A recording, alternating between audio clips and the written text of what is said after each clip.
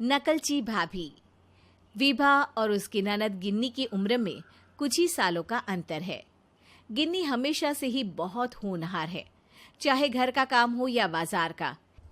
गिन्नी हर काम बखूबी करती है। विभा सोचती है क्यों ना वो भी गिन्नी की नकल करे, फिर सब उसकी भी तारीफ करेंगे। देखो गिन्नी, आज मैंने तुम्हारे सभी पौधों को धूप में रख दिया है। इतने समय से कोने में रखे हुए थे ना। क्या वो पौधे आपने धूप में रख दिए? वो धूप वाले पौधे नहीं थे भाभी, वो अलग किस्म के पौधे हैं। वो धूप में तो मुरझा जाते हैं। गिन्नी बाहर जाकर देखती है कि विभा की इस बेवकूफी की वजह से सभी पौधे मुरझा चुके हैं। आपने ऐसा क्यों किया? अरे तुम भी तो पौधों को बराबर धूप पानी दिखाती हो, तो मैंने भी। तभी पड़ोसी सारा माजरा देखकर विभा पर हंसते हैं। अरे नई बहू, नकल में अकल लगती है। इस घटना पर विभा को नीचा देखना पड़ता है, पर उसके पास करने को कुछ नहीं है। कुछ ही महीनों में दिवाली आ जाती है। अरे वाह, ये रंगोली तो बड़ी ही सुंदर है।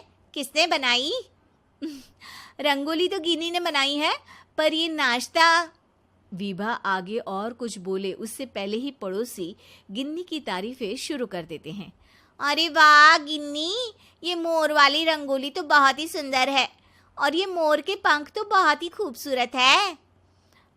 और वो जो रंगोली के पास सजावट है ना, वो मैंने की है। पर अभी भी रिश्तेदारों की नज़र रंगोली पर ही टिकी है। विभा को ये देख के बहुत गुस्सा आता है और अगले ही दिन वो आंगन में बड़ी सी रंगोली बना देती है। थोड़ी ही देर में मोहल्ले के सभी बच्चे इकट्ठा हो जाते हैं। अरे ये देखो, ये क्या है? रंगोली में भी भला कोई मुर्गी बनाता है? सबको रंगोली का मजाक उड़ाते देख विभा गुस्से से कहती है, वो मुर्गी नहीं मोर है, दिखाई नहीं देता?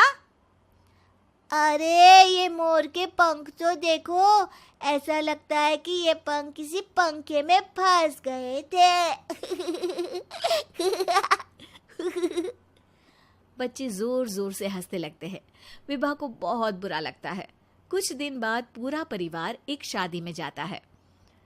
अरे गिन्नी, सुना है तुम बहुत अच्छा नाचती हो, जरा हम भी तो देखें। गिन्नी सबको नाच कर दिखाती है। सभी रिश्तेदार तालियां बजाने लगते हैं। गिन्नी की यूं तारीफ होती देख विभा भी स्टेज पर कूद पड़ती है।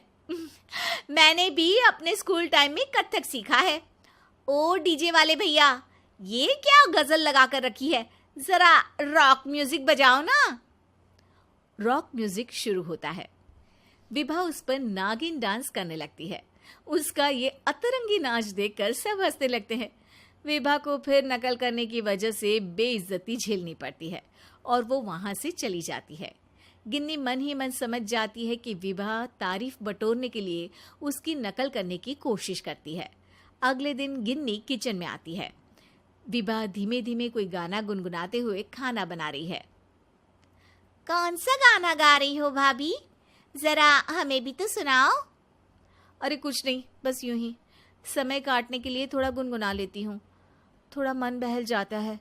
तुम कहो, कुछ काम था क्या?